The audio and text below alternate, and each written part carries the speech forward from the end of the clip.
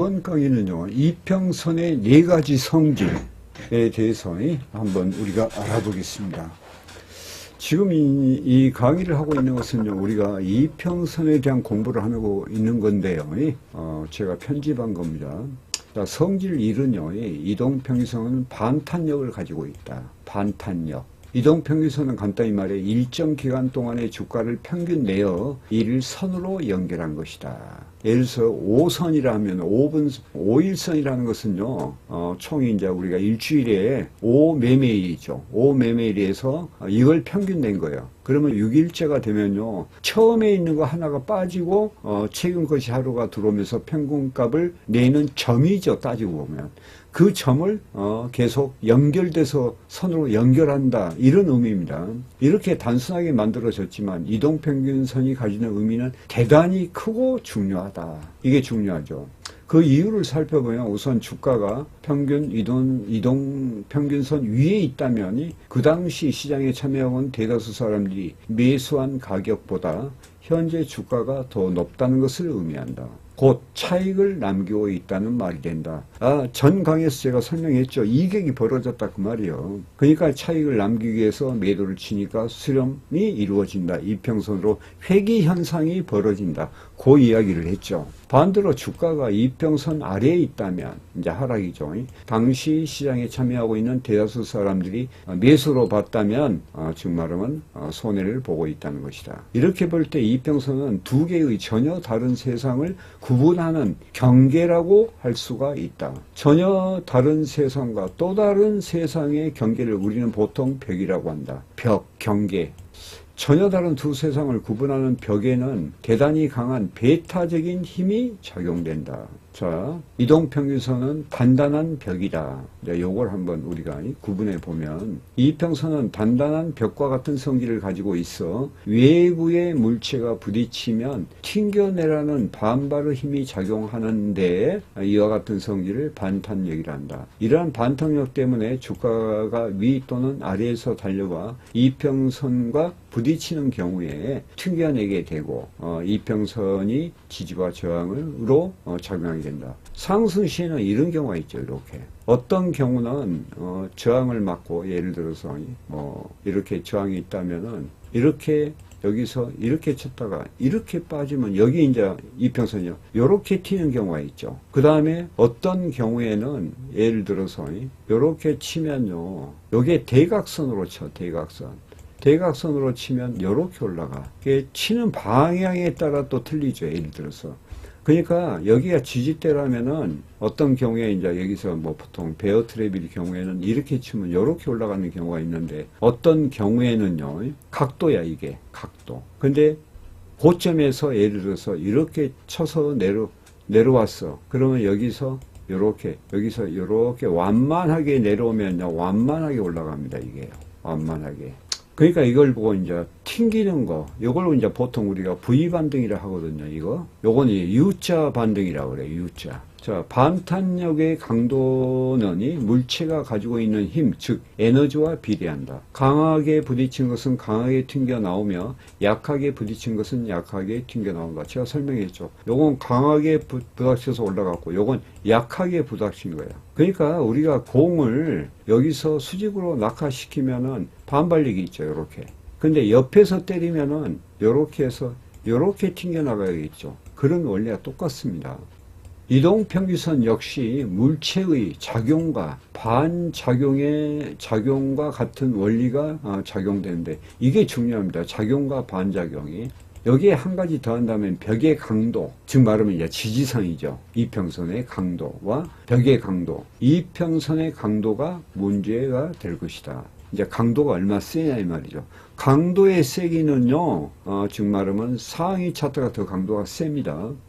벽이 약한 경우, 즉 말하면 지지선이 약한 경우에 아주 강하게 부딪혀 오면 튕겨내지 못하고 뚫어지는 경우도 발생한다. 또한 이평선의 강도는 이평선의 기울기에 비례하므로 이평선의 기울기를 살펴보면 그 강도를 측정할 수가 있다. 즉 이평선의 기울기가 강하면 그에 비례해 강도 역시 강하게 나타나고, 그 다음에 기울기가 약하면 그 강도가 약하게 된다. 이동평균선의 반탄력은 그 강도에 의해 결정되므로 이평선의 기울기가 강하면 반탄력도 강하게 나타나고 기울기가 약하면 반탄력도 약하게 나타난다. 아까 설명했죠. 즉 말하면 여기에서 수직으로 공이 예를 들어서 수직으로 공이 낙하가 됐어. 요게 기죠. 그러나 여기에서 출발한 것이 아니라 이렇게 대각선으로 오게 되면요. 대각선에서 여기 약하게 반응을 하죠. 이를 정리해보면 기울기가 강한 이동평균선을 콘크리트로 축조한 벽이라고 하고 기울기가 약한 이동평균선을 토탐으로 보면 이해가 쉬울 것이다. 이건 이제 어떤 지지선에 대한 것을 이야기하는 겁니다. 자, 이동평균선은 경계로서의 의미를 가진다. 이동평균선의 행과 불행, 그 다음에 천당과 지옥의 경계로서의 역할을 한다. 수익을 내는 것이 목표인 투자자들은 이동평균 위에 주가가 있으면 당연히 즐겁고 행복스럽죠.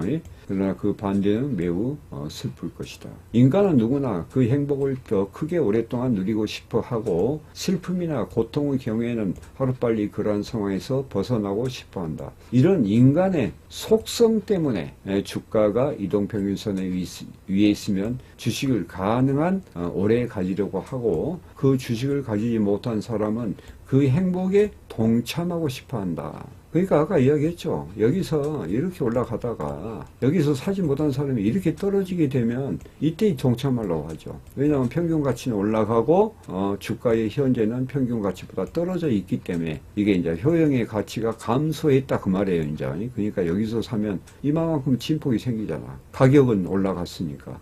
그러니까 여기서 살려고 한다는 것이요.